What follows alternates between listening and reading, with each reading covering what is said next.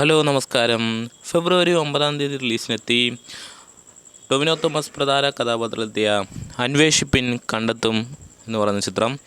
ഈ ഒരു ചിത്രത്തിൻ്റെ OTT റിലീസ് ഒരുപാട് ആളുകൾ കാത്തിരിക്കുന്ന ഒന്നാണ്. അതായത് ഒരു അടിപൊളി ത്രില്ലർ ചിത്രം കൂടിയായിരുന്നു. ഈ ഒരു സിനിമ കണ്ടിട്ടില്ലാത്തവരുണ്ടെങ്കിൽ തിയേറ്ററിൽ തന്നെ പോയി കാണണം.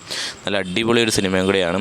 അതായത് ഈ ഒരു സിനിമയുടെ റിലീസ് മാർച്ച് മാസം അവസാന വീക്കിലോ ഏപ്രിൽ മാസത്തിലോ ആദ്യ വീക്കിലോ ഇത് റിലീസിനെത്തും. അടുത്ത ചിത്രം പ്രേമലു എന്നുള്ളതാണ്. ഗിരീഷ് AD സംവിധാനം ചെയ്ത് മമിത അതുപോലെ നസ്ലൻ തുടങ്ങിയവരൊക്കെ പ്രധാന വേഷത്തിലെത്തിയ ചിത്രം കൂടിയായിരുന്നു. ഈ ഒരു സിനിമ ഒരു അടിപൊളി ചിത്രം കൂടിയാണ്. ഒരു അടിപൊളി ഹ്യൂമർ ചിത്രം കൂടിയാണ്. നിങ്ങൾ കണ്ടിട്ടില്ലെങ്കിൽ ഒന്ന് പോയി കണ്ടു നോക്കുക. അതുപോലെ തന്നെ ഈ സിനിമയുടെ OTT അവകാശം മാർച്ച് അവസാന വീക്ക് റിലീസിനെത്തും.